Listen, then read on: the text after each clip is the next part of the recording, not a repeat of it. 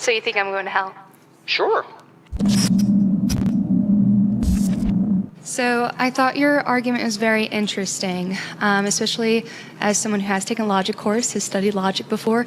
Your logical reasoning was interesting to me, and I'm not sure I exactly follow it. Your 2 points especially, and your 3 little points there you had for the credibility of the Bible. The New Testament? Yeah. You want me to put them up there again? Sure. I can do that. Yeah, for sure. I thought those are especially interesting because I'm not exactly sure, out of all the arguments for God, why you would choose those ones. But let me ask you one about, especially about the eyewitness, is very interesting to me. Do you believe that L. Ron Hubbard is a real person? Well, he was a real person. You're talking about the guy that wrote Dianetics and is the father of Scientology? Yes, sir. Yeah. Is Scientology real? Well, I don't believe the beliefs of Scientology are real, but there are Scientologists, yes. Yes. Okay. I thought that was an interesting point then when you were talking about the historical evidence for people like Herod, for people like Pilate in the Bible. I agree. Those are real people. However, I do not think that your argument that you're making regarding them existing in the Bible and them also being real people actually argues for the credibility of the Bible itself. I'm not sure it argues for the existence of God itself or, the credibility of Christianity. Yeah, just because somebody is real doesn't mean it makes it Christianity credible.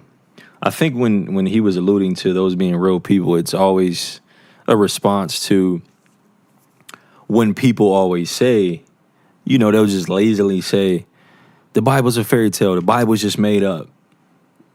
How can you believe in the Bible? I think him saying that these are real people is a response to that. But she's right. You can't claim Christianity is credible because the people in the Bible are real. You have to take the claim of what's the proposition that Christianity is making. And what us Christians believe is that Jesus Christ rose from the dead, baby. He rose from the dead, baby. Let's keep going. Just using that. Well, you're right. That's because I don't just use that in the book. I glossed over the arguments for the existence of God to get to this since it's Easter week. Sure. And I can't cover it all. But if we had more time, I could talk about the fine-tuning of the universe and the necessary for intelligence to create the first life and new life forms, and the moral argument for God, and the argument from laws of logic and consciousness and laws of mathematics, those transcendental arguments, if we had more time to get into the arguments for God. Yes, sir. I'm actually familiar with all of those. Okay. And still, I'm an atheist, actually, even being familiar with all of those. But my real question for you right now is specifically on these. I always want to ask people, if you still an atheist, agnostic people, I can understand, right? Like, you open-minded to it. You're familiar with the arguments for God's existence, morality, design, cosmology, all these different things. But atheists, I really want to know, what is it you believe in? Like, what's your best explanation for all those realities that are existing in the world if you don't believe in it being a creator? I want to know. I would love to ask her that. These eyewitnesses for the resurrection. You argue a lot for the resurrection. Now, a lot of the New Testament, the earliest times the Gospels were ever written down and published were in the 70s AD. People who were writing them, like Paul, never met Jesus. I don't think a lot of people know that, but he did not ever meet Jesus. Okay, well, why do you think, first of all, why do you think Paul never met Jesus? She's got to be talking about pre-resurrection, because Paul met him obviously during, after the resurrection. But yeah, that kind of threw me for a loop. The New Testament documents were written in the 70s and 80s? That is archaeological facts that they have corroborated, multiple different accounts and multiple different scholars. What are the archaeological facts that say the New Testament documents were written in the 70s and the 80s? Those are dated. They're dated around the time, literarily, linguistically. You can look it up. I was just reading before I came here, the scholar Bart Ehrman. He had a really great post about that. I encourage you to look at it. I encourage everyone to look at it because a lot of those new gospels, that's the earliest they were written, was 70s AD. Latest was even up until the 120s ADs when they presented. Yeah, well, I don't think Bart Ehrman's correct about that. And even if he is correct about it, the source material from the documents themselves predate when they were written. For example, even Bart Ehrman would admit that the creed in 1 Corinthians 15, verses 3 to 8, I referred to it very briefly today, that talked about that Paul received what was told to him about who Jesus appeared to. It includes all the people Jesus appeared to with the exception of the women, and then the 500 others. That particular creed goes all the way back to within a year or two of the alleged resurrection itself. So the data is very old. Paul wrote 1 Corinthians in 55 AD. Even Bart Ehrman would agree with that. Do you have a source for that? Bart Ehrman. I'll go look it up afterwards for sure. And I'll check on it because that's not what I found personally. But I'm actually interested too in that case about those eyewitness accounts. Have you ever had a friend who's told you, a funny story and they're saying, yeah, I swear this happened. I swear I saw it. But, you're not sure. You weren't there. You don't know. Sometimes people embellish a little bit. So I'm not seeing the necessary connection between me believing these eyewitness accounts. Sure, I suppose that there were definitely people, even if these New Testament authors weren't actually seeing the resurrection themselves, which they weren't. The thing you can always directly challenge when somebody is saying that they don't believe in eyewitness accounts of Jesus's alleged resurrection is, why did his disciples, or the people who were religiously following him, go from being so incredibly distraught? I mean, their whole entire world was flipped upside down. Their teacher, who they've been following, watching doing miracles and all this stuff, he was just crucified and murdered. Why did they go from being completely devastated to now being so enthused that they are willing to die over what they believe that they saw? And so it was so life-changing that they literally went from they can't believe it to now they're willing to die for it. And then that sparked the Christianity movement. What best explains that, man? What in this whole entire earthly reality would explain groups of people doing that? You can't explain it besides a miraculous event happening. Period. Even if they were talking to people who were, I'm not sure I actually would believe that, or if I'd have any reason to believe them. So my question is to you, what is these actual eyewitnesses, what is their credibility? Like, why should I be compelled to believe them on only their word? Well, because they suffered greatly for saying what they saw, and they were not predisposed to these beliefs. They held beliefs that were opposite this. They didn't think a man could claim to be God. That was blasphemy. In fact, that's what got Jesus killed.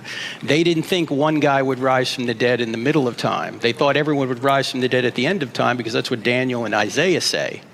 So they were not predisposed to believe this. They thought they were God's chosen people. Why would they invent a resurrection story that would get them kicked out of the synagogue and then beaten, tortured, and killed?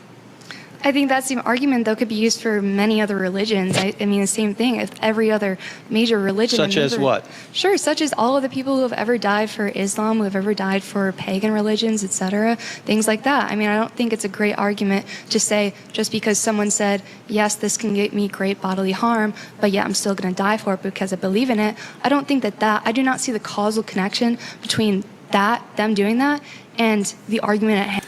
But when people try to make that correlation, people die, similarly in Islam, yes, they're dying because they believe that is true. They believe that their way is true.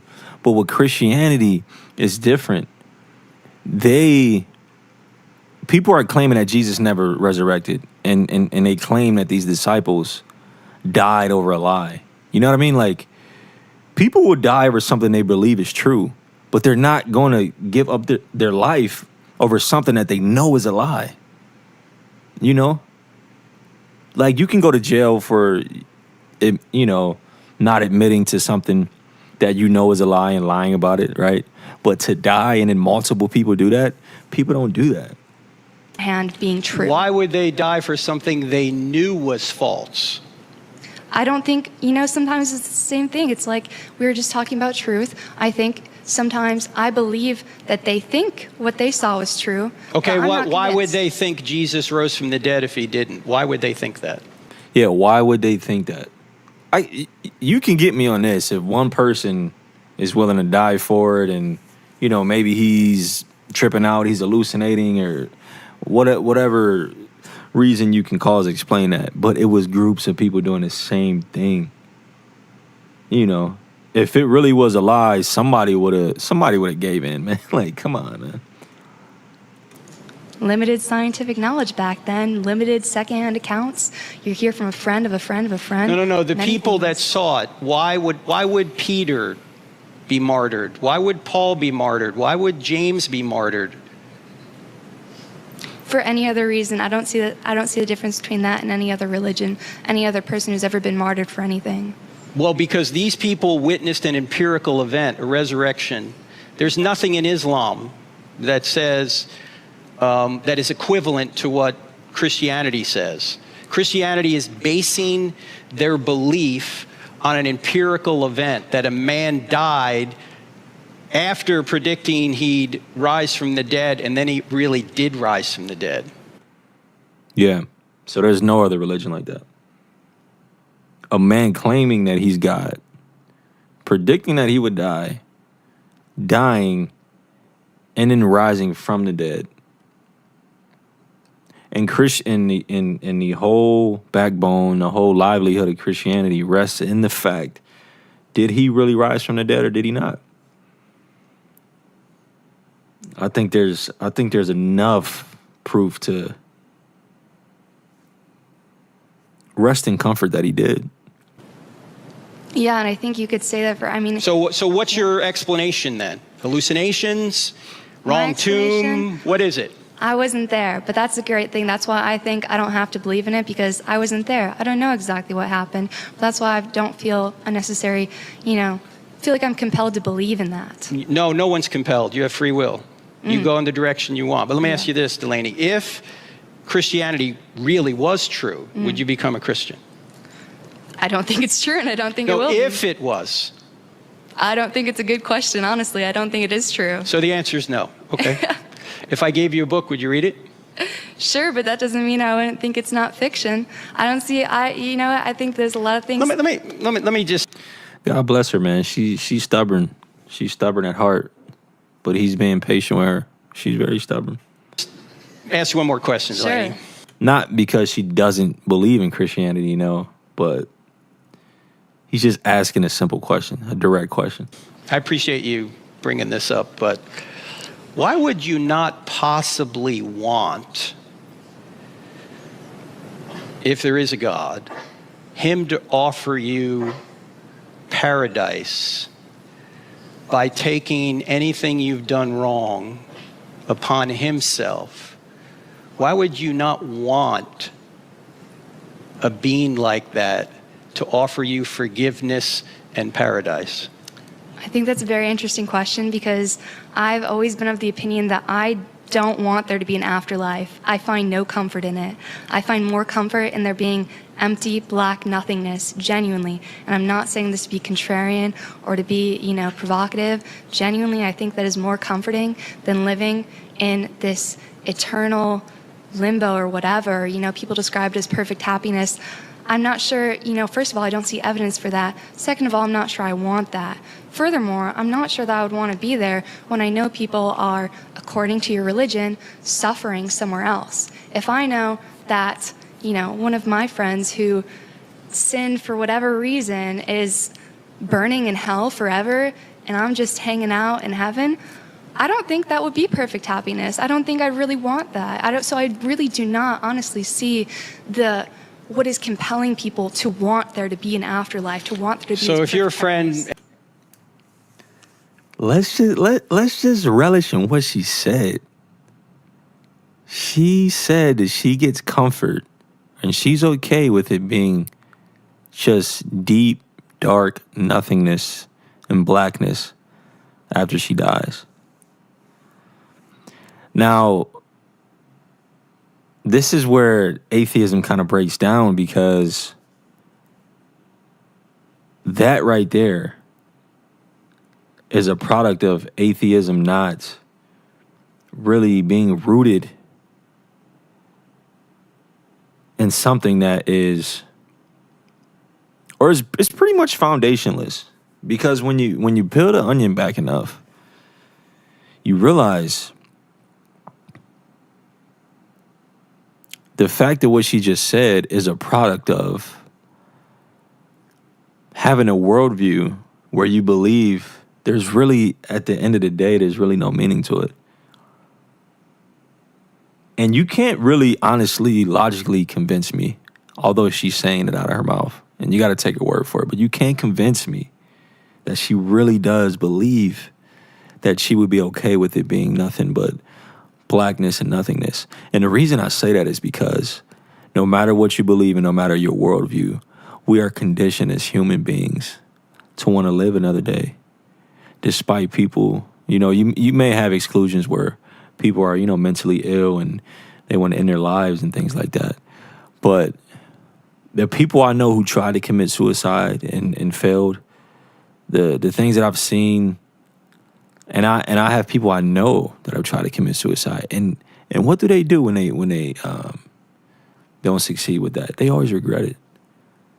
You can't convince me that you really would be okay with nothing but nothingness, because if you can, if by that logic, you would be okay if you were to just get shot and start to bleed out. You'd just be like, it's whatever, it doesn't matter, because at the end of the day, it doesn't matter. I guarantee if her life was on the line and she was on her deathbed and somebody had a magic potion to say, hey, we could save your life right now, you don't have to die, I guarantee she'd take it. You can't convince me that she really believes that. It's just that with atheism, I believe God's word to be true. It says that man's heart can be so hardened that she could admit to saying something like that. That's crazy. as you put it, is literally burning in hell, what would your friend want you to choose? I don't know if they could think right now because they'd probably be burning, as y'all say. No, but if they are conscious and they know you're still here, what choice would they want you to make? Well, they'd probably want me to, be in heaven. But guess what? That's what I wouldn't feel comfortable knowing that my friend is still burning there. Okay, what you've just done is you've said exactly what C.S. Lewis said. And what was that? C.S. Lewis said that there's only two kinds of people in the end. Those who say to God, thy will be done, and those to whom God says, thy will be done. If you don't want Jesus now, you're not going to want him in eternity. You will be separated from him, and that's what hell is. So you think I'm going to hell? Sure. If Christianity's true, you just said you don't want to go to heaven. What else is there? There's only two possible options. You're either going to be with Jesus in the afterlife or you're not. What other option is there? Well, I think there's the option that you're wrong, personally. Well, I could be wrong. Yeah, you're right. Absolutely be wrong. Yeah, it's okay. But you've talked about looking at evidence. How? But it's he could be wrong, but she could be wrong. And I would say, who's taking a bigger gamble? It would be her. If that really is true, right? Because every atheist that I've talked to, I've gotten a lot of them to admit, and they've admitted it to me, that, you know what, if I am wrong, that's one of the silliest things ever, that I would choose not to be in glory for the rest of my life. And it's ultimately you that's making the decision. How can there even be evidence in a world that there is no God, there is no organizer, there is no mind behind all this? Evidence We wouldn't even exist. Nothing would exist. Reason wouldn't exist unless there's a mind that has given us the laws of reason and minds to know evidence. Respectfully, I think we've jumped a few steps ahead in the argument there. No, we jumped way back. Before we even get to the New Testament, we've got to establish why can we even know what evidence is, and why is this an orderly universe to even know what is true and what isn't. Absolutely. I think it's due to science. It's due to the wonderful, physics, how the universe came to be. Yes, I do think it started. No, I do not think it was God. No, What was it? I think it was physics. But physics had a beginning. No, there are indeed physical theories nowadays. So it was just physics, right? Like, that doesn't even make sense. Like, how does physics explains things? Like, how did the thing that physics is trying to explain get here? Yeah, it was just physics. That propose how the universe started without a God. And my question for you actually would be, where did God come from? How did God start? Well, by definition, there has to be a first cause. Either the universe is the uncaused first cause, or something outside the universe is the uncaused first cause. And all the evidence. God is the greatest I am. He has no beginning. He has no end. He just is. That's who he is. It shows that the universe had a beginning. If the universe had a beginning, there must be something outside the universe that is spaceless, timeless, immaterial, powerful, personal, and intelligent to cause the universe to have a beginning. You can't go on an infinite regress of causes. I hope you agree with that. No, I agree, but I think you've actually just assumed, though, that you've just assumed right there that there is something outside of it, that there has to be, you've assumed in your argument that there has to be something outside, immaterial. Yes, I don't believe that. If the material world had a beginning, there's got to be something immaterial that brought it into existence, correct? No, I think we just have the material world, and that's it. Well, the evidence doesn't show that. I think actually the evidence No, it doesn't. does. Sorry. Just the material. So love is just a material thing, right? Like, you crying because somebody died is just material, right? Like, materialist, you live in such a confined worldview there, man. It runs into so many different roadblocks. All right, just thank you, Delaney. I appreciate appreciate that. Thank you. All right, God bless you. Thank you. Yeah, so I mean, appreciate her for, being honest and being open, but God bless her heart. God bless her heart. I mean, to say that, even if you don't believe in God, right? To say that if you die, you would hope that there's just nothingness. You wouldn't even hope that there's like some paradise or some, reincarnation, come back as a cow or something. But that's the void. That's the void that foundationless worldviews have. That's the void. And it's very sad to hear somebody say that. Very sad. Man.